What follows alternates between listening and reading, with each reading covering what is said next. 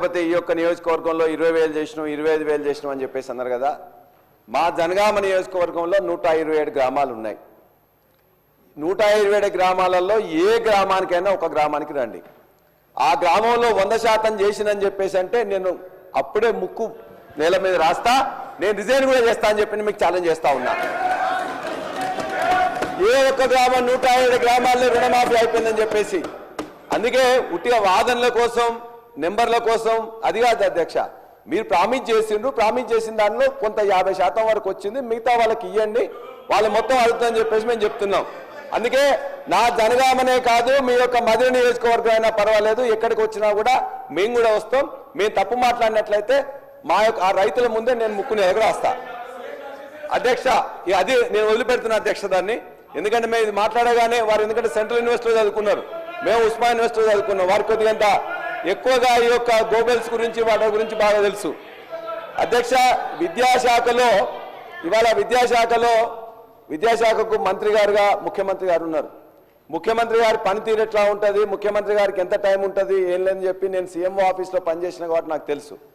కాబట్టి ముఖ్యమంత్రి గారు దానికి టైం ఇవ్వలేకపోతున్నారు. ఇప్పటిదాకా సెక్రటరీ కూడా 4 సార్లు సెక్రటరీలో మార్చిండ్రు. మాట్లాడుతున్నా అధ్యక్ష, నేను ఏం మాట్లాడతలేను. ఇవాళ ఆ విద్యాశాఖలో ఏదైతే ఈ 15 నెలల్లో జరిగిందో భారతదేశంలో ఏనాడు కూడా ఏ సంవత్సరంలో కూడా జరగనంతగా ఒక్క ఈ సంవత్సరంలో విద్యాశాఖలో స్కూల్ ఎడ్యుకేషన్లో 2 లక్షల మంది డ్రాప్ అవుట్ అయినరు. ఇది నేను రాసింది కాదు అధ్యక్ష, అనేక పేపర్లు వారు కూడా 1-2 సమయం మాట్లాడిండ్రు. 2 లక్షల మంది జూనియర్ కాలేజీలో డిగ్రీ కాలేజీలో మొత్తం తగ్గిపోయిండ్రు. యూనివర్సిటీల గురించి చాలా ఎక్కువగా చెప్పింది, మేము పట్టించుకోవట్లేదని చెప్పేసి.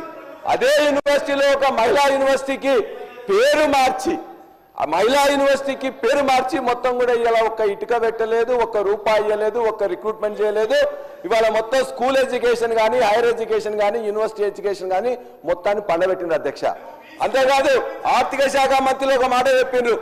ఆర్థిక శాఖ మంత్రి గారు ఇక్కడే ఎల్ఓపిగా ఉన్నప్పుడు మొత్తం కూడా ఇలా ఈ యూనివర్సిటీ విద్యార్థులకు 3,000 రూపాయలు ఇస్తున్నారు, 1,500 రూపాయలు ఇస్తున్నారు.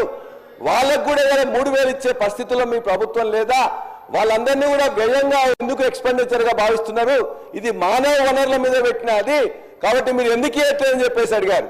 మరి వారే ఇలా ఆర్థిక శాఖ మంత్రి అయినరు, వారు యూనివర్సిటీ నుంచి వచ్చిన వాళ్ళు. ఇంకో మాట కూడా చెప్పింది, ఇలా యూనివర్సిటీలో పేదవాళ్ళు ఉన్నారు, పేదవాళ్ళంత మాత్రాన వాళ్ళకి సబ్జెక్ట్ లేకుండా కాదు, వాళ్ళు ఇలా చాలా ఇబ్బంది పడుతున్నారు, పెంచుతామని చెప్తే మేము పెంచిన 1,500 నుంచి 1,800 చేసి దాన్ని 3 నెలల నుంచి ₹1 రాలేదు అధ్యక్ష. వీరు వచ్చిన 15 నెలల నుంచి కూడా ఏ యూనివర్సిటీకి కానీ, ఏ ఎడ్యుకేషన్ డిపార్ట్మెంట్ కానీ ఎవరు కూడా ₹1 రాలే, ఒక్క ఇటుక పెట్టలే, ఒక్క రిక్రూట్మెంట్ స్కూల్ ఎడ్యుకేషన్ లో కొన్ని జరిపినారు అధ్యక్ష. అంతే తప్ప కానీ ఎక్కడ చేయలేదు. దయచేసి విద్యాశాఖ మంత్రులుగా ఉన్న ముఖ్యమంత్రిగా నేను విజ్ఞప్తి చేస్తున్నాం, ఇది అందరూ కూడా ఆలోచించి.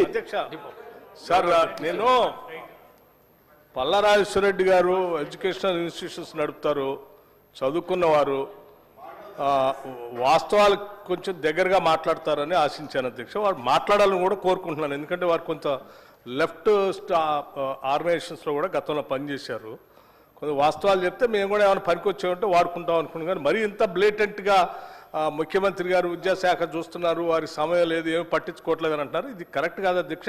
ఒకవేళ మీరు పనిచేసినటువంటి ముఖ్యమంత్రి గారు ఆ రకంగా ఉండి ఉంటారు కాబట్టి అందరూ అట్లాగే ఉంటారని మీరు భావిస్తే అది కరెక్ట్ కాదు అధ్యక్ష.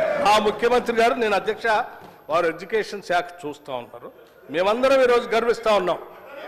ఎడ్యుకేషన్ శాఖను వారు చూస్తూ ఈరోజు అధ్యక్ష 11,000 మంది టీచర్స్ రిక్రూట్మెంట్ డిఎస్సి 10 సంవత్సరాలు మీ సమయంలో రిక్రూట్ చేయకపోతే వారు ప్రత్యేకంగా శ్రద్ధ తీసుకొని మొదట డిఎస్సిని ప్రకటించడమే కాదు, రిక్రూట్మెంట్ చేసి అపాయింట్మెంట్ లెటర్స్ ఇచ్చి మళ్ళీ తర్వాత భవిష్యత్తులో కూడా ఖాళీగా ఉంటే ఇంకొక 5,000 నుంచి 6,000 మంది టీచర్స్ రిక్రూట్ చేస్తామని ప్రకటించారు. This is what it shows how serious the CM is taking care of it.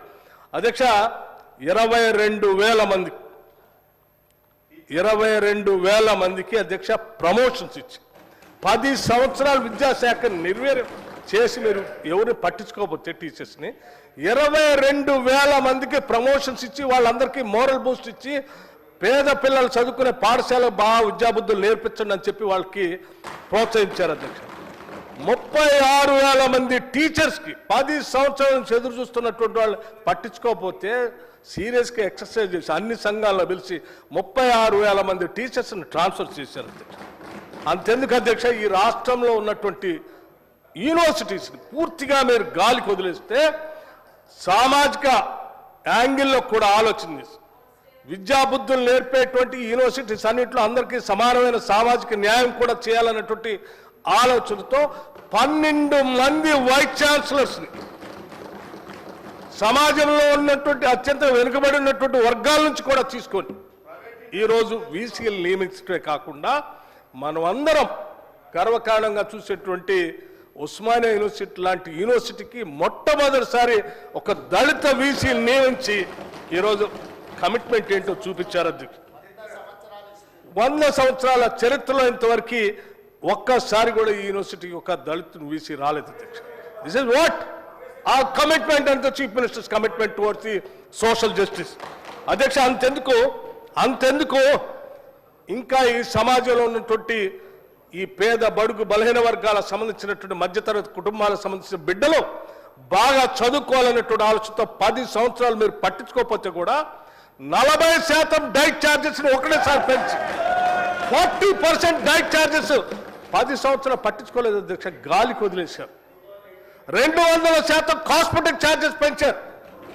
200% cosmetic charges ఆడపిల్లలను దృష్టిలో పెట్టుకొని వాళ్ళు యుక్త వయసు పెరిగేటువంటి ఆడపిల్లల అవసరాలు చాలా ఉంటాయి, మనం ఇట్లా వదిలేస్తే మంచిది కాదని ఆలోచించి ఎట్ ఏ టైం బహుశా ఈ రాష్ట్ర చరిత్రలో ఎప్పుడు జరగలేదు.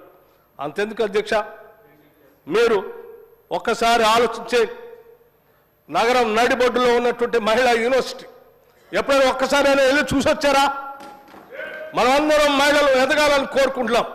అటువంటి యూనివర్సిటీస్కి మనం అందరం గర్వించేటువంటి పోరాట యోధురాలు వీరనారి చాకలి ఐలమ్మ పేరు పెట్టి గాలికి వదిలేలేదు అధ్యక్ష. ఆడికి ప్రత్యేకంగా వెళ్ళారు. యూనివర్సిటీ ప్రాంగణం అంతా కలిదిరి ప్రపంచంలోనే ఇది గొప్ప యూనివర్సిటీగా ఎదగాలి, మహిళలంతా కూడా ఇన్స్పిరేషన్ పొందేటట్టుగా ఉండాలనేటువంటి ఆలోచనతో అక్కడ ఉన్నటువంటి పాత బిల్డింగ్స్ అన్నింటినీ కూడా రెస్టోర్ చేస్తూ హెరిటేజ్ బిల్డింగ్స్ రెస్టోర్ చేయడానికి వెంటనే నిధులు కావాలంటే నాకు ప్రత్యేకంగా ఫోన్ చేసి 15 కోట్ల రూపాయల ఇమ్మీడియట్గా రిలీజ్ చేయండి, చేస్తే బిల్డింగ్స్ రెస్టరేషన్ అయితే. ఇవి కాకుండా ఇంకొక 540 కోట్ల రూపాయలు 540 కోట్ల రూపాయలు అదనంగా బిల్డింగ్స్ కట్టడానికి వెంటనే శాంక్షన్ ఇవ్వటమే కాకుండా ఇమీడియట్గా 100 crores రిలీజ్ చేయండి అని చెప్పి కూడా ఆదేశాలు ఇచ్చారు. ఇది అధ్యక్ష, ఈ ముఖ్యమంత్రి కానీ ఈ ప్రభుత్వానికి కానీ ఎడ్యుకేషన్ మీద ఉన్నటువంటి అనుబంధం ప్రతి శాసనసభ నియోజకవర్గంలో అధ్యక్ష మీరందరూ వినే ఉంటారు. ఈ మధ్య young India integrated residential schools నా భూతో నా భవిష్యత్ ఈ దేశంలో స్వతంత్ర భారతదేశంలో ఏ రాష్ట్రంలో కూడా ఇటువంటి ఆలోచన చేయలేదు అధ్యక్ష. ఒక్కొక్క స్కూలు 25 ఎకరాలకు తగ్గకుండా ఆ ప్రాంగణంలో ఇంటర్నేషనల్ స్కూల్స్లో ఉన్నటువంటి ఫెసిలిటీస్ అన్నింటినీ పెట్టి క్రీడా ప్రాంగణాలు, ఫుట్బాల్ కోర్ట్,